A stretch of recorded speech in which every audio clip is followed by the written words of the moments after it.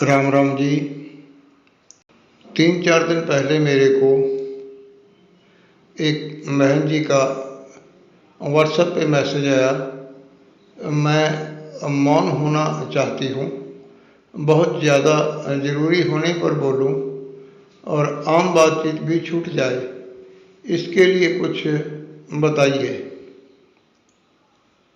तो उन दिनों मैं स्वामी सत्यानंद जी महाराज द्वारा रचित भक्ति प्रकाश ग्रंथ के सिमरन प्रसंग पर विचार कर रहा था। तो मैंने उनको मैसेज किया था कि 2-3 दिन में इसके ऊपर मैं एक वीडियो बना के आपको भेजूंगा। इसमें विचार करने वाली बात यह है कि मौन होना क्या है, मौन किसको होना है, हम बोलना किसको कहते हैं। ये थोड़ी सी बारीकी की बातें हैं, इनको समझना जरूरी है। अक्सर लोग ये समझते हैं कि हमने होंठ बंद कर लिए तो हम चुप हो गए, हम मौन हो गए। लेकिन समझने वाली बात यह है कि जो बोलता है अंदर, जो बिना जबान के बोलता है, जो बिना आवाज़ के बोलता है, तो उसको कैसे चुप कराना है। चुप तो हमको अपने मन को कराना है। हमारा जो मस्तिष्क है उसमें भी फुरने फुरते रहते हैं, मन में भी जो विचार तरंगे उठती रहती हैं, मन में कई बार तर्क उठते हैं, कुतर्क उठते हैं, वितर्क उठते हैं। बातों की जो उछल कूद जो हमारे मन को लगी रहती है, चुप उसको कराना है। इसके लिए क्या है, ये जो समझने वाली बात जो मैं समझाना चाह रहा हूँ कि लगना कहाँ पर है। लगने से मेरे कहना का मतलब है कि कहाँ से टूटना है और कहाँ से जुड़ना है, कैसे इसको मन को ठहराना है, या यूं कहिए कि इस मन को कैसे शांत करना है, या यूं कहिए कि इस मन को उसके तरंग जाल, माया जाल से कैसे शांत करना है। तो इसके लिए जो उपाय हैं वो मैं बहुत पहले से आप जी के साथ साझा करता आ रहा हूँ।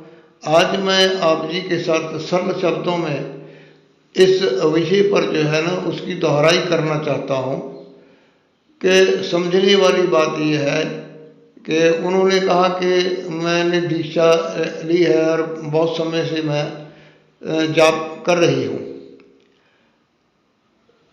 तो सवाल ये उठता है कि जाप करने से कहते हैं कि शांति मिलती है, लेकिन कैसे मिलती है। जाप करने से जो है वो ध्यान लगता है, लेकिन कैसे लगता है।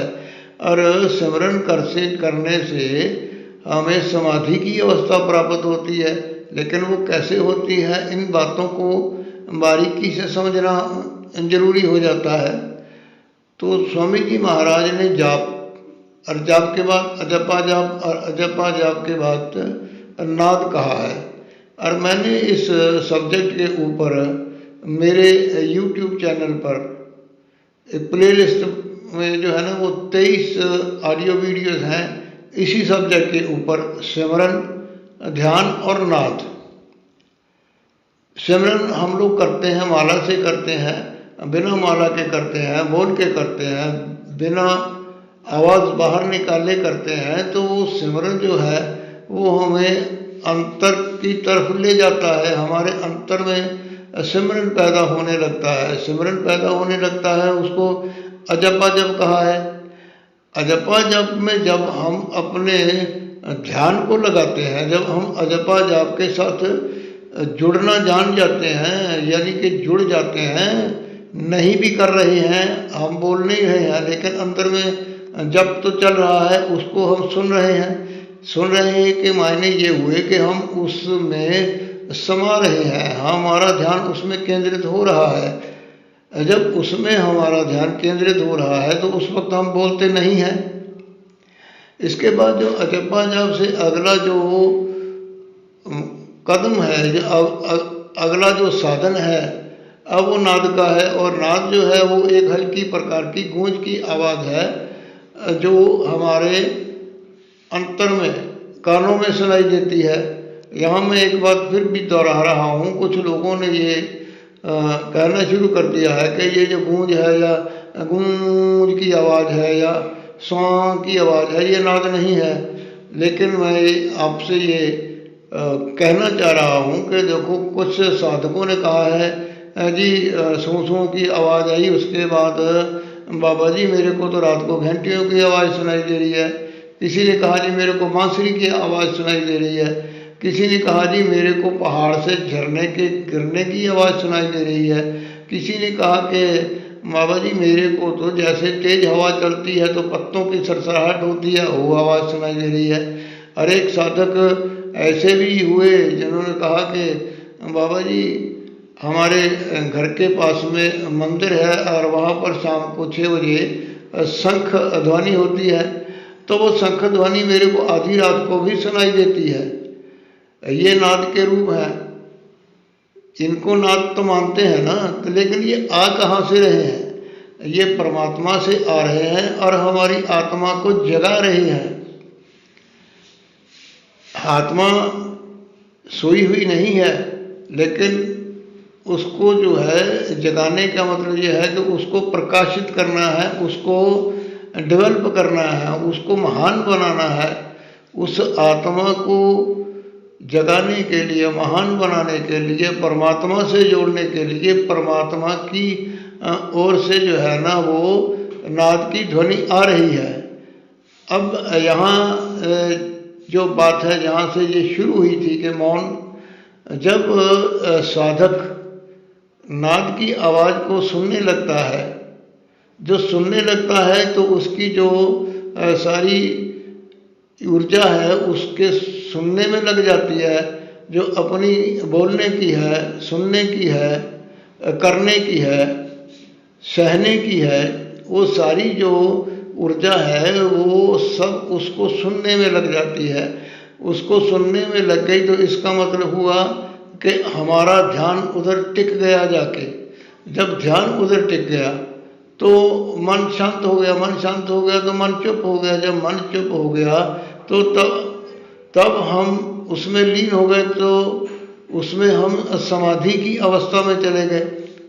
आत्मा का और परमात्मा का जो रिश्ता है वो तो पक्का है, लेकिन जो हमारा ये शरीर मिलता है इसमें उस रिश्ते को पक्का करना होता है। आत्मा परमात्मा से आई है और परमात्मा ने इसको चेताने के लिए कि तू मेरा अंश है, तेरे को मेरे में आना है, समाना है। तो परमात्मा की तरफ से वो जो नाद आता है, जब हम लोग नाद को सुनने में लग जाएंगे तो हमारा बोलने को मन नहीं करेगा,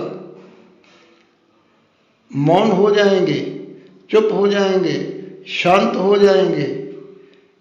इधर उधर जो वृत्तियां बिखरी हुई थी और वो सब सिमट के जो है ना उसको नाद के सुनने में आनंद आने लगेगा। तो नाद में समाना ही चुप होना है और नाद में समाना ही समाधि में जाना है।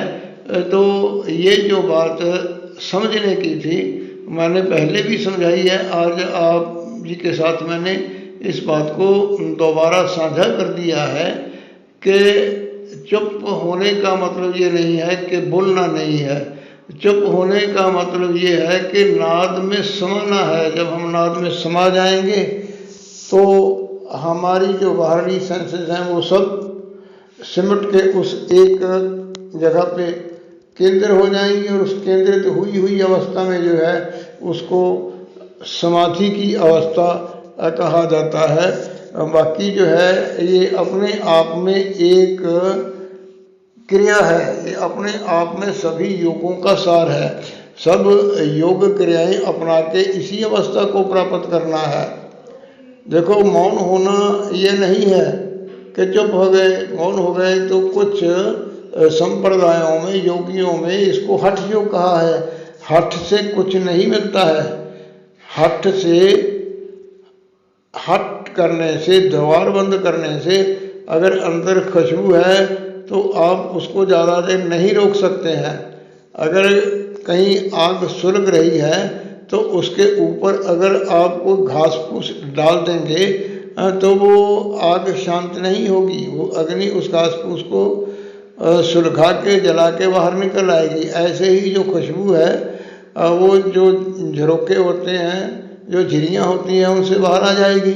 जब आप साधक होते हुए नाद में जुड़ जाएंगी तो आप सिद्ध पुरुष बन जाएंगे और परमात्मा की कृपा आपके ऊपर आनी शुरू हो जाएगी। परमात्मा की कृपा से मतलब ये समझना है कि जो परमात्मा है वो कोई शक्ल धारण किए हुए नहीं है, वो एक पावर है, वो एक सिस्टम है, वो एक नियम है। और जो परमात्मा के नियम है वो साधक में आने शुरू हो जाते हैं। जो परमात्मा की ताकत है, सिद्धियां हैं, वो इस साधक में आना शुरू हो जाती हैं। और यही जो है ये अध्यात्म का सार है। दाता भला करे। राम राम राम।